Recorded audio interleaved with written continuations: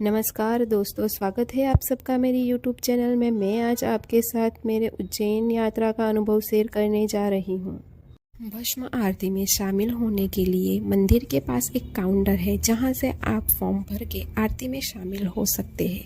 भस्म आरती का समय सुबह 4 से 6 बजे का है। अगर आप भस्म आरती में शामिल होना चाहते हैं तो आपको 2 दिन के पहले ही फॉर्म भरना पड़ेगा।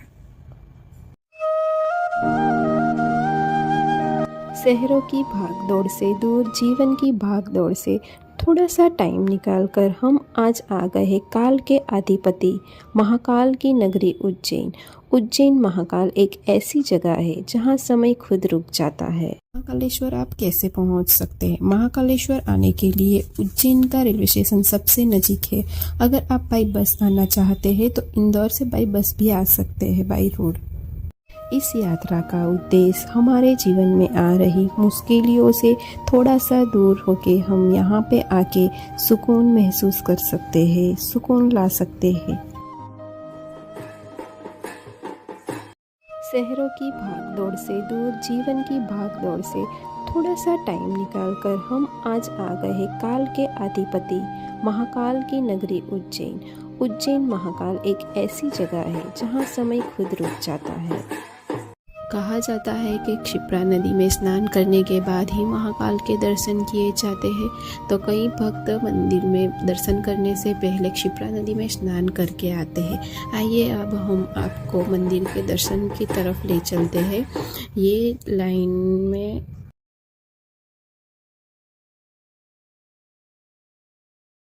मंदिर में दर्शन के लिए काफ़ी भीड़ रहती है। काफ़ी आपको 3 से 4 घंटे लग सकते हैं लाइन में। अगर ज़्यादा भीड़ हो तो आप वीआईपी दर्शन भी कर सकते हैं। वीआईपी दर्शन के लिए यहाँ पे शीघ्र दर्शन का काउंटर लगा हुआ है। वहाँ से आप 200 से 300 रुपीज़ में ये टिकट खरीद सकते हैं और डायरेक्ट वीआईपी दर्शन कर सकते हैं।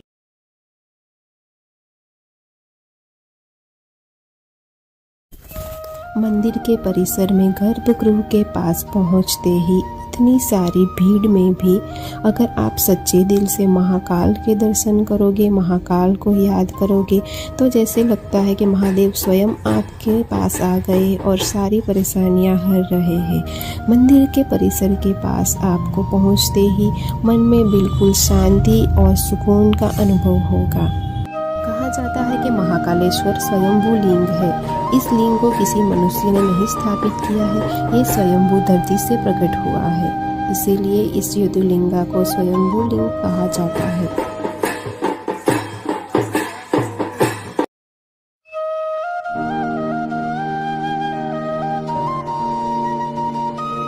दूसरे काफ़ी मंदिर है जहां आप घूम सकते हैं, जैसे कि बड़ा गणेश, काल भैरव, हर सिद्धि मंदिर, घटकालिका मंदिर।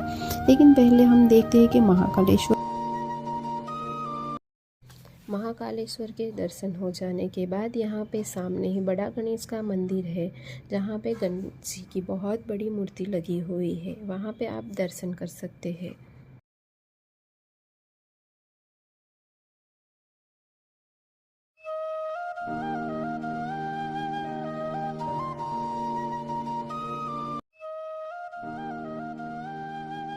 कहा जाता है कि महाकालेश्वर दर्शन के बाद काल भैरव की यात्रा जरूरी है। उज्जैन से 9 किलोमीटर दूरी पर है काल भैरव का मंदिर। महाकालेश्वर उज्जैन के राजा है और काल भैरव उनके सेनापति है, ऐसा कहा जाता है। यहाँ पे एक स्तंभ लगा हुआ है और यहाँ पे सब सिक्के लगा के अपनी मनोकामना पूरी करने की प्रार्थना करते हैं। और कहा जाता है कि पहले यहाँ पे प्रसाद के रूप में शराब को चढ़ाया जाता था।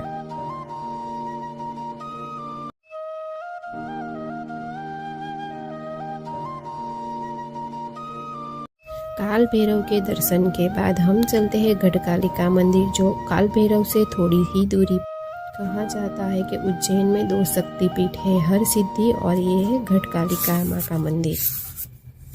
कहा जाता है कि घटकालिका मंदिर पे सती के अंश गिरे थे।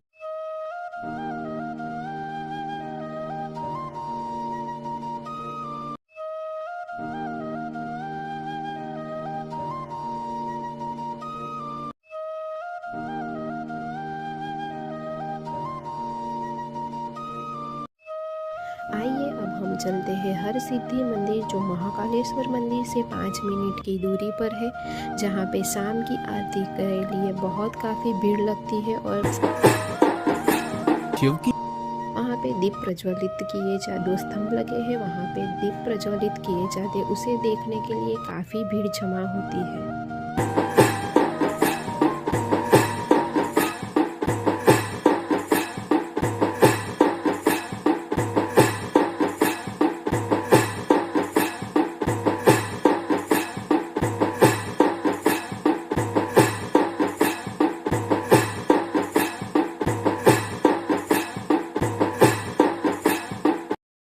क्षिप्रा नदी के किनारे राम घाट पर 6 बजे शाम को आरती होती है।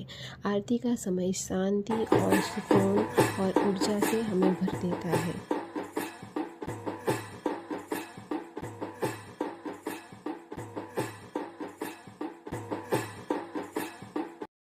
मेरी इस यात्रा से मुझे अपने जीवन में बहुत ही शांति और सुकून का अनुभव हो रहा है और महाकाल पे और श्रद्धा और भक्ति और विश्वास मेरा बढ़ गया है।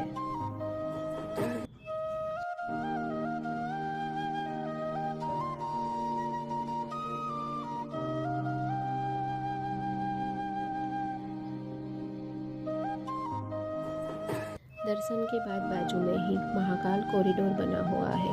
जितना ये दिन में खूबसूरत लगता है, उससे भी ज़्यादा ये रात को सुंदर लगता है। तो आप रात को ये कॉरिडोर की विजिट कर सकते हैं। कल आओ, सुकून पाओ। जय श्री महाकाल। महाकालेश्वर आइए और जीवन में सुकून लाइए। मुझे लगता है कि जीवन में एक बार सभी को महाकाल के दर्शन के लिए जरूर आना चाहिए।